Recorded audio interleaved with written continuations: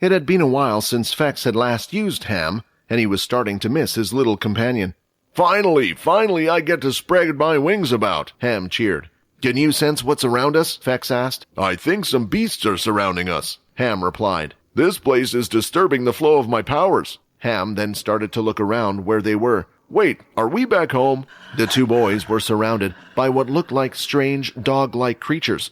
There were more than 20, and possibly even more in hiding. The dogs had no fur, but displayed a slight tint of red on their skin. Their tongues were out, dangling from their mouth, a bit longer than regular dogs and a little pointed. However, the most creepy thing about them was that they didn't have eyes.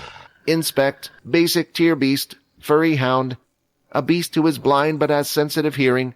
It can locate its enemy's position even with the quietest of footsteps. It will often use its long tongue for attacks. The tongue is stronger than most.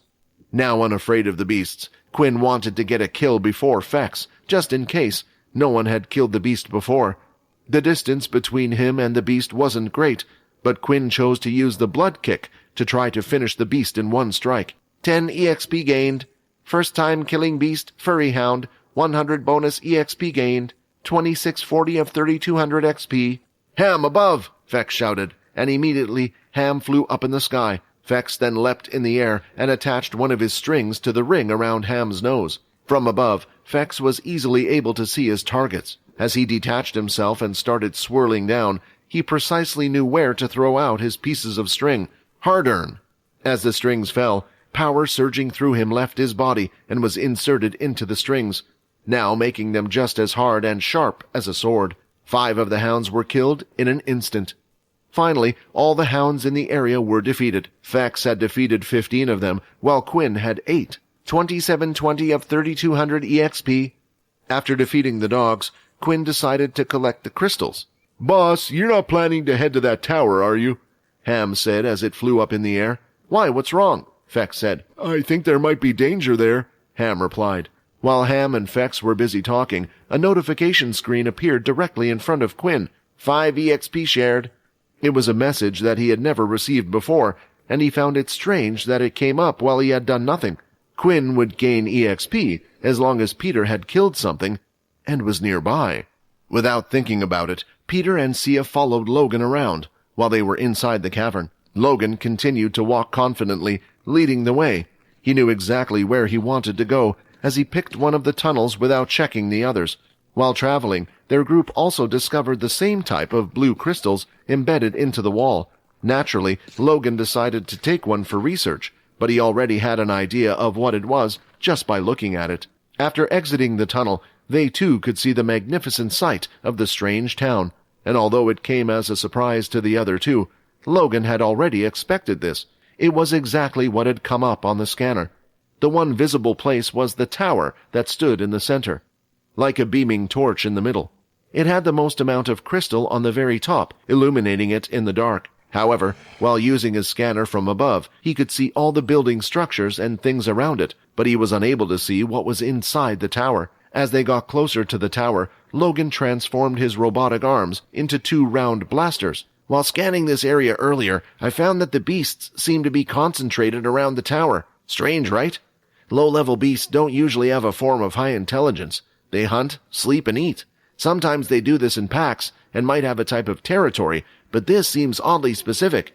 In a place as large as this, and with many beasts, usually they would be several territories and maybe several packs. So why are they all centered around the tower? As if they were guarding it or gathering around it for some reason. As they continued to walk down the street, suddenly Peter ran straight off to the side into one of the buildings. A few moments later, and Peter returned, holding what looked like a dog in his hand. Black blood splattered over him, and the dog was carried, lifeless.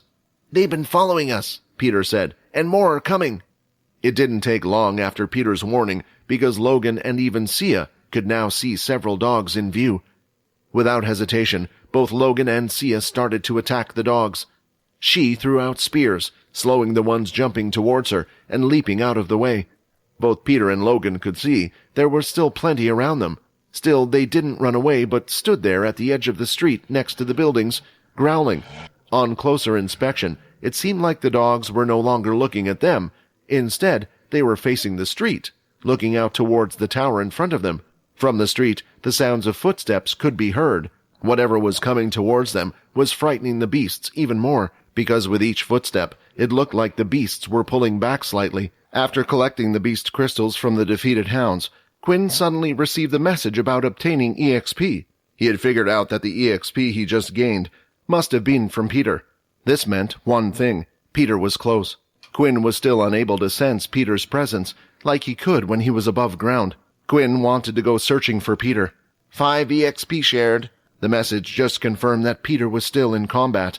So Quinn picked a random direction and headed off. Slowly, Layla's eyes started to open. Her vision was blurry at first, but what stood out to her was the pain in the back of her head. "Are you okay?" Varden asked. "Get away from me!" Layla said in a panic. She pushed her feet off the floor against her, and once again her head had banged into the wall. Varden did as asked and slowly backed away, seeing that she was panicked. She had already been hurt, and Varden didn't want to cause any more pain. "I'm sorry," Varden said. "Varden, are you okay? Sometimes it seems like you suddenly change. I want to believe you when you say you don't mean to hurt me, but when I end up like this—" As Layla spoke, her voice was shaky. She tried her best to hide it, but Varden could feel the fear. Lately, the changes happening to Varden had become more frequent, and now for the first time in a while, Syl was actively asking for a seat. The worst thought in his mind was the possibility of one of the others taking control of the seat. If they took over, he wouldn't know what to do. "When I first met Quinn, I knew he was different," Varden replied. "Of course, at the time, I didn't know he was a vampire. I was sick of it, sick of everything, and decided if I could at least save one person, it would be enough for me." "What does that have to do with me, though? Can't we both get along with Quinn?" Layla asked. "Are you jealous or something?" "Not me," Varden mumbled, too quiet for Layla to hear. "I haven't exactly had the best of experiences since coming here," Varden replied. "I think it's normal to be a bit unstable after what we have been through." As Varden finished what he was saying, he took a step forward. Layla reacted by shuffling her knees closer to herself, curling into a ball. The sight of this reminded him of Syl, and in a sweet, calming voice, he did what he usually did without thinking about it. Varden started to sing. "It will be okay. I will make your worries go away. I am by your side. I will always be kind." As she listened to the soft angelic voice, without realizing it, Varden was already next to her once again. He gently lifted his hand and touched her head, bringing it down and closer to his chest. All his movements were so soft as he inspected the wound. It was a side of Varden she had never seen before. "I like this, Varden," Layla said. This was the first time that Logan had ever felt panic. Due to him having night vision in the helmet he was wearing, he could see the beast before it came into view. Basic tier, intermediate tier, advanced tier, and right now they were about to face something that was at least at king tier level. Throughout history, whenever a beast that had a humanoid shape was discovered, it would at least be at the king tier level or above. Knowing that he would need everyone's help, Logan immediately changed one of his blaster's shapes, slightly allowing it to be more narrow. The armor shifted at a fantastic speed, and when it had finished transforming, Logan quickly fired 3 blasts into the buildings around them. The shots weren't energy blasts like before. Instead, these were sticky light balls. They allowed a considerable amount of light to be shown and would easily stick onto whatever object they hit. The sticky lights had been shot in a triangle formation around them. One to the left, one to the right, and one slightly behind, where the king-tier beast was standing. This lit up the entire street. Now that there was a light source, Sia could see what Logan could see, and she knew straight away the danger of the beast. The beast slowly continued to walk towards the group, and by now, all of the dogs in the area had already scurried away. Although it had an outer human shape, it was a bit on the larger end. It stood around 8 feet tall. Its body was twisted and strange, as if it was made of mud and rocks. The muscle structure of the creature was outlined with plant roots, while the rest just looked like a mound of mud. Several human skeletons could be seen half sunken in its body and half sticking out. Finally, on its 2 long arms, there were no fingers. Instead, they were long and sharp like a blade. The blades shined green in color like a hard jade. What Logan needed to do was get his most powerful weapon and suit on, but it would take some time. His suit started to break down into little spiders. They were eventually all scattered on the floor. From the ground up, they started to rebuild a different type of suit right in front of him. Peter took a look at the beast. It had now stopped walking forward and stood in the middle of the street. It placed one of its bladed hands in front of the other and scraped them against each other. A slight screeching sound could be heard as the beast continued this process. Peter said, "It already considers us intruders. It will keep attacking us until we're gone, I can tell." With those words said, Peter threw his bag to the ground and dashed forward. It was at an incredible speed that Peter had not displayed until this point, and it was a surprise to him. Although Sia was frightened, she wasn't stupid. She too got into position, dashing towards one of the sides of the building. While doing so, she threw out her spirit spears. However, the beast stood there and allowed the spears to be lodged into the upper part of its body. When Peter was in range, the beast swung down its blade hand. Using all his strength, Peter swung both his fists together like a tennis racket. As the hands met with the side of the blade, the power was surprisingly equal. The blades were knocked away, but Peter hadn't budged. Adjusting its power, it swung its blade faster and stronger with its other hand. Peter was unable to do anything. All he could see now was the dark black ceiling above. Peter's legs had been cleanly cut off. The beast then walked forward, ignoring Peter on the ground. Sia then noticed that its body seemed to be facing in a certain direction. It was looking at Logan. The suit's creation was almost done. It was mostly silver in color, matching that of the spiders. Unlike the previous one, which was quite large and bulky, looking almost mech-light. Only the last part remained, which was the head. Logan saw the beast coming towards him and decided to quickly place his body into the suit. He planned on allowing the spiders to complete the final part. The suit of armor had been completed. "This won't be enough," Logan predicted after witnessing the fight between Peter and the beast. He had seen Peter fight in the VR game, and he could gauge his strength. There was still one more thing Logan needed. A weapon. A female robotic voice sounded inside his head. 2 intermediate-tier crystals detected. An energy weapon is being generated. The beast was now only a few meters away from Logan's position. The suit he had formed now focused on attack power. Just as Logan was planning to dash towards it, a familiar voice shouted from behind the beast. "Hey, if you want to forget about me, you have to make sure you've killed me first," Peter shouted. As Peter stood there, she noticed he had his hand over his belly. His regenerative powers were impressive, but he had used too much energy, and for the first time, he felt hungry. It swung its arm out, and Peter could see the blade. With his reaction speed, he was able to react to the attack, but he could tell that he was a little bit too late, and the blade this time would chop his head off. He continued to duck down with all his might, and as he did, the sound of an object swinging fast through the air was heard. "My head! It's all right, it's still on me," Peter thought. Looking at the beast, spirit spears could be seen plunging deep into its body. Sia, who had been watching from the side, was deeply confused. She looked closely at the spears that were inside the beast. They looked identical to her own. The only problem was that she wasn't the one who had thrown them.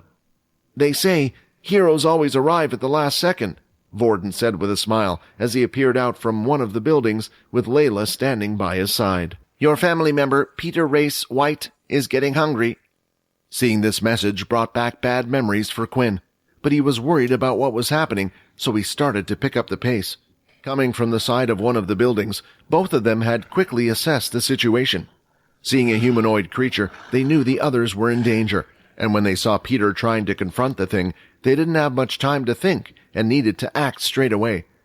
"Layla, go check up on Logan and see if there's anything you can do to help," Varden said. Varden still had not gotten the chance to gather many abilities. Sia's support ability was at level 4, and Layla's telekinesis ability was at level 2. Using Rayton, he could power that up to level 6. Not only that, but Peter needed Varden's help. Based on the last attack, he had only come out alive by the skin of his teeth. The beast tried to swing its hand mid-air. Then, the spirit blade's time ran out. Now that its speed had returned to normal, it looked up at Peter, ready to finish him off once again. It prepared its legs, ready to spring into action once again, but just before it was about to set off, Varden threw another one of the spirit spears, landing right in the back of the beast's legs. Now the beast was looking in Varden's direction. As it looked down, another spirit spear was stuck in its body. The beast was sure it was keeping an eye on the other boy, so where did the spear come from? "Pretty boy, you owe me a date after this one," Sia shouted. Before the beast could choose its target, Peter was already upon him and had thrown a fist against his solid body. The beast shifted from his position a few inches back. the beast was able to avoid all of the spears thrown by the two. "They say heroes arrive at the last second," Fex said, with his hands twitching, holding the strings using all of his strength.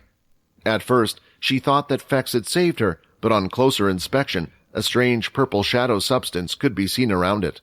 From the corner of her eye, she could see a black hair boy pulling and twitching off to the side.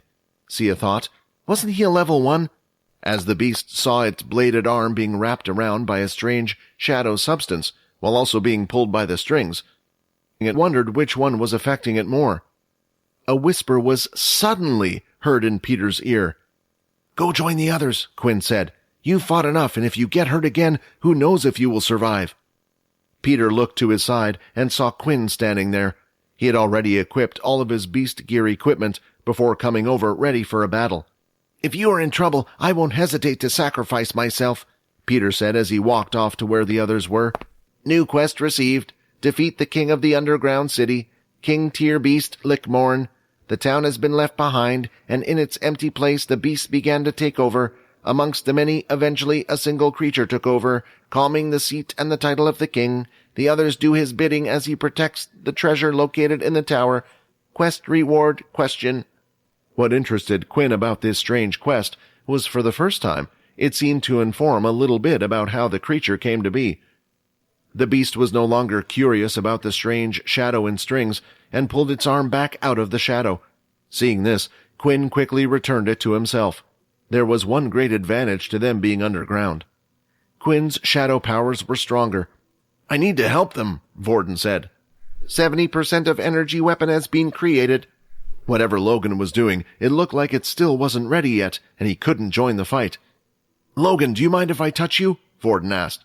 Part of the suit that was covering the arm shifted upward as the suit broke down into hundreds of little spiders, and they did a handshake. With that, Varden started to move. His aim was never to use Logan's ability, but only the MC cells that came with it. They would be able to combine the other abilities, making a spirit spear above a level 8 ability. Fax knew that none of his mind control and charm-like abilities would work on such a powerful creature, which meant they would have to deal with it the old-fashioned way. "Ah!" Fex shouted as he charged in. "Quinn, I'll attack and you cover me with the shadow."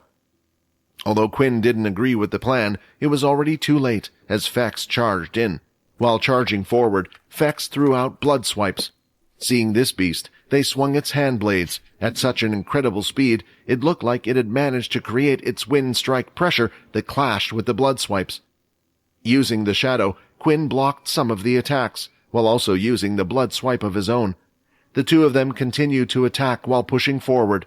It took the two of them using their blood swipes, including Quinn using his shadow, to match the speed of attacks coming from the King Tyr beast, and currently they were at a stalemate. Although they were able to match the power and speed of the King Tyr's attacks, they couldn't keep this up forever. In a way, using the blood-type attack drained their life force, and they would eventually run out of energy. "Quinn, charge in!" Fex shouted. "Blood shield!" A wide barrier of blood was lifted from the ground, blocking the incoming attacks. Quinn didn't hesitate and went off to the side. Windwalk activated. Using his extra speed from his intermediate boots, he tried charging in from the side. Blood crescent kick. It was too risky to get in close. It would notice Quinn by then. Even with the attacks coming towards it, it did nothing to block them. The two attacks had landed on the beast, yet not a mark was left on it. "That was one of my most powerful attacks." There was only one thing left for Quinn to try. Flash step. In the middle of his preparation for the strike, the tree root extended arm had turned around and extended, following Quinn's position. Flash step. Quinn tried to execute the flash step, but for the first time he was too slow. The blade pierced through him easily, and now he was attached to the beast via its extended root arm. 60 of 80 HP. Fex, using his great speed, had managed to get within striking distance of the beast. An uppercut fist encased in blood was aiming towards the beast's belly. It was an attack Quinn had never seen before.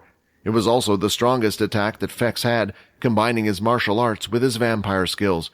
"You damn tree fell!" he shouted as he plunged his fist right into the center of its belly. Vibrations and pressure of wind came out from the attack, and the beast moved a foot back as it slightly curved and arched its back forward. The beast stood upright and lifted its arm that was attached to Quinn. The two were lifted high, a few meters up in the air, as it used a strong force, slamming him down into one of the buildings off to the side. The building crumbled down on top of Quinn's body as he was thrown down. Most of his bones had been broken, and it was painful to even lift his body. 12 of 80 HP. Blood bank activate. He had no choice, and needed to use the blood bank to heal most of the serious wounds. As his body started to recover, he watched Fex amazingly dodge the beast's fast attacks. The fight continued, and a pool of blood could be seen underneath his 2 feet. The wounds were taking a toll on him as he started to slow down. In the middle of the fight, Fex started to lose hope. Even if he was faster, more skillful, it meant nothing. His strongest attack was unable to hurt the beast. Fex continued to dodge. In the middle of his thoughts, a strange green beam of light could be seen from his side. Duck! Instinctively, Fex reacted to the words and ducked his body. The green beam of light carried on moving forward and went straight through the beast's body. Energy weapon has been completed. Looks like it was a success, Logan said. For the first time during the fight, black blood was trickling down from the wound. Hi, Quinn here. Wondering what happens next? If you want to jump the queue and unleash all episodes, click on the link here and install the Pocket FM app.